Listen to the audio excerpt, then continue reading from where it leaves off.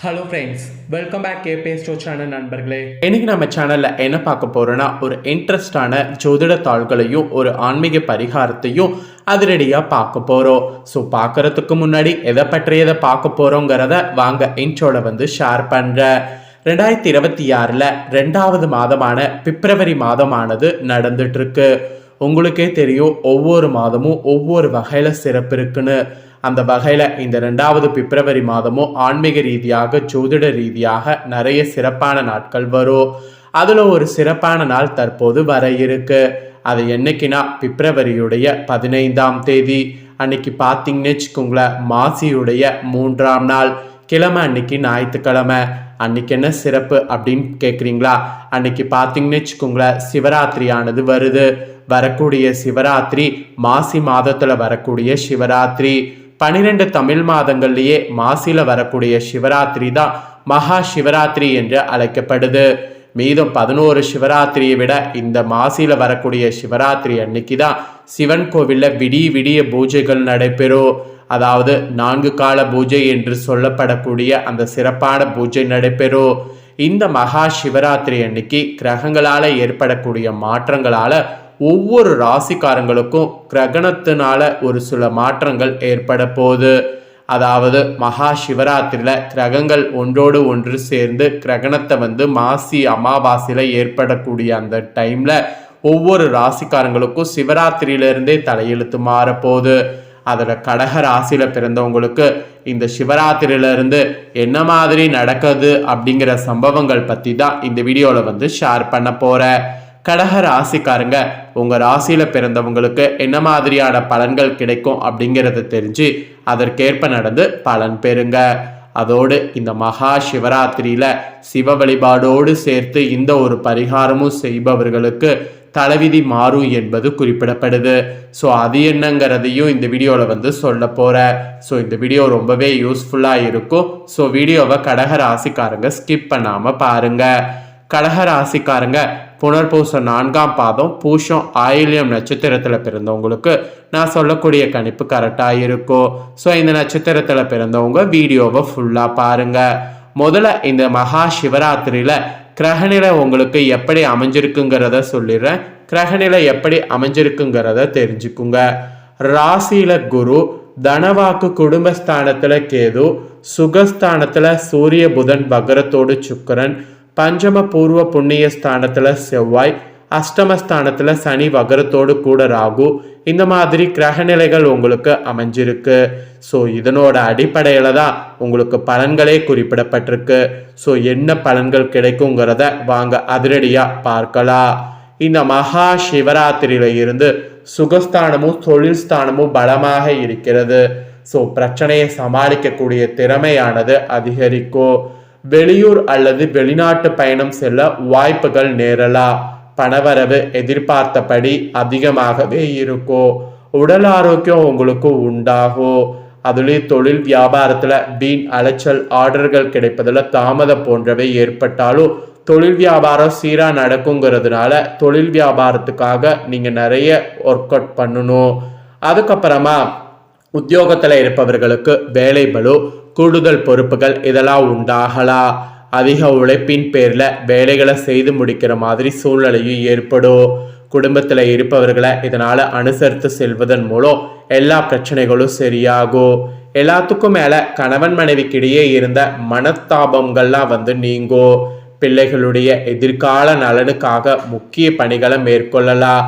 இப்போ நீங்கள் மேற்கொள்ளக்கூடிய பணிகள் எல்லாமே உங்களுக்கு வெற்றியாகும். உறவினர்கள், அக்கம் பக்கத்தினரிடம் வீண் வாக்குவாதத்தை தவிர்த்துக்கிறது நல்லது. அதுவும் பெண்கள், நீங்கள் எடுத்த காரியம் தடைப்பட்டு பின்னர் நல்லபடியாக நடந்து முடியும். மனதில் அதனால் எதை பற்றியாவது சிந்தித்து வண்ணம் இருக்கிறத மாற்றிக்குங்க. கலைத்துறையில் இருக்கிறவங்களுக்கு பணவரவு கூடும். அரசியல் துறையில் இருக்கிறவங்களுக்கு மதிப்பு மரியாதை அதிகரிக்கும். மாணவர்களுக்கு கல்வியில் சீரான போக்கு காணப்படும். கூடுதல் மதிப்பெண் பெற மேற்கொள்ளக்கூடிய முயற்சி வெற்றி பெறும். ஸோ இந்த மாதிரி தான் உங்களுக்கு பலன்கள் கிடைக்கும் என்பது குறிப்பிடப்பட்டிருக்கு. இதில் உங்கள் நட்சத்திரத்துக்கு ஏற்ப பார்க்கும்போது ஃபர்ஸ்ட் புனர்பூசம் 4ஆம் பாதத்தில் பிறந்த கடக ராசிக்கு இந்த மகா சிவராத்திரியிலிருந்து பொருட்களை களவு கொடுக்க நேரிடலாம். உங்களுடைய உடைமைகள் மீது கண்ணும் கருத்துமாக இருக்க வேண்டும். புதிய நண்பர்கள் கிடைப்பார்கள். அறிமுகம் இல்லாதவர்கள் வீட்டில் எதையும் உட்கொள்ள வேண்டாம், அதனால ஆபத்து வரும். அப்புறம் பூஷம்ல பிறந்த கடக ராசிக்கு குறிப்பிடப்பட்டிருக்கு. இந்த மகா சிவராத்திரியிலிருந்து நீங்க அமைதியாக இருந்தாலும் வீண் சண்டைகள் மற்றும் வீணான குழப்பங்கள் உங்களை தேடி வர வாய்ப்பு இருக்கு.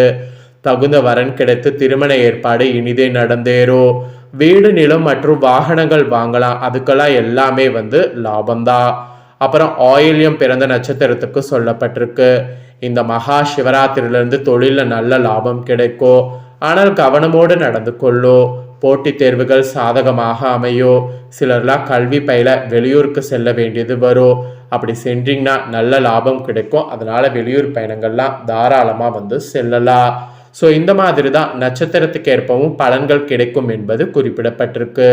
இப்போ மகா சிவராத்திரியில் நீங்கள் செய்ய வேண்டிய பரிகாரம் சொல்கிறேன், அதையும் தெரிஞ்சுக்குங்க. நம்ம எல்லாருக்குமே தெரியும் மகா சிவராத்திரி என்று சிவபெருமான வழிபாடு செய்யணும்னு. அதுவும் இரவு கண் விழிக்கணும். அது மட்டும் இல்லாமல் இப்படி செய்தால் முன்ஜென்ம பாவங்கள் கர்ம வினைகள் தீரும்ங்கிற மாதிரி சொல்லப்படுது. சிவ வழிபாடு மட்டுமே இந்த நாளுக்கு சொந்தமானது என்று கேட்டால் கிடையாது. இந்த மாசி மாத மகா சிவராத்திரி நாளும் மாசி மாத அமாவாசையும் குலதெய்வ வழிபாட்டிற்கு உரிய நாளாக சொல்லப்படுது. உங்கள் குடும்பத்திற்கு குலதெய்வத்தின் ஆசீர்வாதம் பரிபூர்ணமாக தேவை என்றால் இந்த மாசி மாத மகா சிவராத்திரி அன்னைக்கு குலதெய்வத்தை கட்டாய வழிபாடு செய்ய வேண்டும். எந்த முறையிலெல்லாம் இந்த தினம் குலதெய்வத்தை வழிபாடு செய்வது அப்படிங்கிறத தான் உங்களுக்கு சொல்ல போகிறேன், வாங்க பார்ப்பீங்க. முதல் வழிபாடு மானசீகமாக மனதார குலதெய்வத்தினுடைய பெயரை 3 முறை சொல்லி பூஜையில் விளக்கேற்றி குலதெய்வமான நீதான் எங்களுடைய குடும்பத்தை காத்தருள வேண்டும், குலதெய்வம் எப்போது எங்கள் வீட்டில் தங்கி அருளாசியை வழங்க வேண்டும் என்ற பிரார்த்தனை வைத்தாலே குலதெய்வத்தின் பரிபூர்ண அருள் உங்களுக்கு கிடைத்துவிடும். இது ஒரு பக்கம் இருக்கட்டும். சில பேர் குடும்பத்தில் குலதெய்வ கோபம், குலதெய்வ சாபம், குலதெய்வ வீட்டில் இல்லை, குலதெய்வ கோவிலுக்கு செல்ல முடியவில்லை, தடையாக இருக்கிறது, வீட்டில் சுபகாரிய தடை என்ற பிரச்சனையெல்லாம் இருக்குது. அப்படிப்பட்டவங்க என்ன செய்வது அப்படின்னா, இந்த மாசி மாதம் மகா சிவராத்திரி அன்னைக்கு இல்லை அடுத்த நாள் வரக்கூடிய மாசி அமாவாசை நாள் அன்னைக்கு உங்கள் குலதெய்வ கோவிலுக்கு குடும்பத்தோடு செல்ல வேண்டும். உங்கள் குடும்பத்தோடு செல்லலாம். உங்களுடைய அங்காளி பங்காளிகளை கூட்டிக் கொண்டு குலதெய்வ கோவிலுக்கு செல்வது இன்னும் சிறப்பான பலனை கொடுக்கும் என்பது குறிப்பிடப்படுது. அடுத்தபடியாக குலதெய்வ கோவிலுக்கு உங்களால் முடிந்த பொருட்களை வாங்கி தானம் செய்யலாம். உங்கள் குலதெய்வ கோவிலுக்கு என்ன சிறப்போ அதை வாங்கி தானம் கொடுங்க. அம்பாள் என்றால் புடவை, ஆண் தெய்வமாக இருந்தால் அங்க வஸ்திரம், அல்லது சில தெய்வங்களுக்கு மிகவும் பிடித்த பொருட்கள் இருக்கிறது அல்லவா, அது போல ஏதாவது பொருட்கள் இருந்தாலும் நீங்கள் அந்த பொருட்களை அந்த கோவிலுக்கு வாங்கி கொடுத்து பலனை பெற்றுக்கொள்ளுங்க.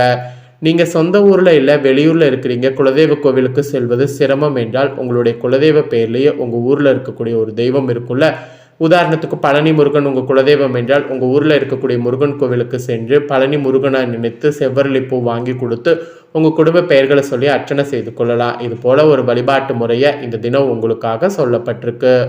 ஒருவேளை குலதெய்வ கோவிலுக்கு பணம் அனுப்ப முடியும், அங்கு தெரிந்தவர் சொந்தக்காரங்க இருக்கிறாங்க, அவர்களுக்கு பணம் அனுப்பி வைத்தால் ஏதாவது பொருளை அவர் வாங்கி கொடுப்பாங்க என்றாலும் அதுபடி குலதெய்வ கோவிலுக்கு ஏதாவது ஒரு பொருளை கொண்டு சேர்க்கலாம். இதுவும் ஒரு வழி. இதையெல்லாம் தாண்டி இறுதியாக ஒரு பரிகாரம் உங்களுக்கு சொல்லப்படுது. இந்த பரிகாரத்தை செய்தால் உங்கள் கஷ்டங்கள் எல்லாம் தண்ணீரோடு தண்ணீராக கரைந்து காணாமல் போகும். உங்கள் குலதெய்வத்தினுடைய பெயரை சொல்லி ஒரு கட்டி வெள்ளம் வாங்கி கொள்ளுங்க. அந்த வெள்ளத்தை வாங்கி உங்கள் குலதெய்வ கோவில் இருக்கக்கூடிய குளத்திலேயே அந்த வெள்ளத்தை கரைத்து விட வேண்டும். வாய்ப்பு இருக்கிறது என்றால் அந்த வெள்ளத்தை தண்ணீரில் உங்கள் கையை கொண்டு கரைத்து விடுங்க. குலதெய்வ கோவிலில் கிணறுதான் இருக்கிறது என்றால் வெள்ளக்கட்டி அந்த தண்ணீருக்குள் போட்டு விடுங்க. எதுவுமே இல்லை என்றால் குலதெய்வ கோவிலில் ஒரு அகலமான பாத்திரத்தில் தண்ணீர் எடுத்து அந்த வெள்ளத்தை அந்த தண்ணீரில் கரைத்து அந்த தண்ணீரை உங்கள் குலதெய்வ கோவில் மண்ணில் கொட்டிவிட்டு வருவது மிக மிக சிறப்பு. குலதெய்வ கோவிலுக்கு போக முடியாது என்பவர்கள் உங்கள் ஊர் ஆத்தங்கரையிலோ இந்த வெள்ளத்தை வாங்கி குலதெய்வத்தின் பெயரை சொல்லி கரைக்கலாம். அதுவும் முடியாது என்பவர்கள் வீட்டிலேயே ஒரு பாத்திரத்தில் தண்ணீர் எடுத்து ஒரு கட்டி வெள்ளத்தை அந்த தண்ணீரில் போட்டு கரைத்து மண் பாங்கான இடத்துல கொட்டி விடலாம். இந்த மகா சிவராத்திரி தினத்தை வெள்ளத்தை தண்ணீர் யார் கையால் கரைக்கிறீர்களோ உங்களுடைய துன்பம் தண்ணீரோடு தண்ணீராக கரைந்து போகும் என்பது நம்பிக்கை. வெள்ளத்தை தண்ணீரில் கரைக்கும் போது உங்களுடைய கஷ்டமும் உங்களுடைய நோய் நொடியும் துன்பமும் கடனும் இது போல தண்ணீரில் கரைந்து காணாமல் போக வேண்டும் என்று வேண்டிக் கொள்ளுங்க.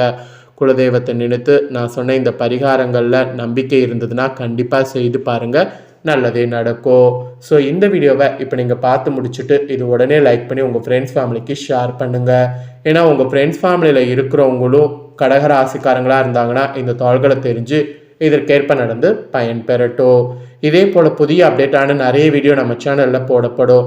அதையெல்லாமே உடனுக்குடனே தெரிந்து கொள்ள மறக்காமல் நம்ம சேனலை சப்ஸ்கிரைப் பண்ணுங்கள். கூட பெல் பண்ண ப்ரெஸ் பண்ணுங்கள். அதை நீங்கள் பண்ணிட்டீங்கன்னா இனி நான் போகிற மற்ற அப்டேட்டான எல்லா வீடியோஸும் உடனுக்குடனே தெரிந்து கொள்ளலாம். ஸோ மறக்காமல் பண்ணுங்கள். நெக்ஸ்ட் இதே போல் சுவாரஸ்யமாக வேறு ஒரு வீடியோவில் உங்களை சந்திக்கிறேன். சப்ஸ்கிரைப் பண்ணி பெல் பண்ண ப்ரெஸ் பண்ணுங்கள். அப்போ தான் நான் போகிற வீடியோலாம் உடனுக்குடனே தெரிஞ்சு பயன்பெற முடியும். நன்றி, வணக்கம்.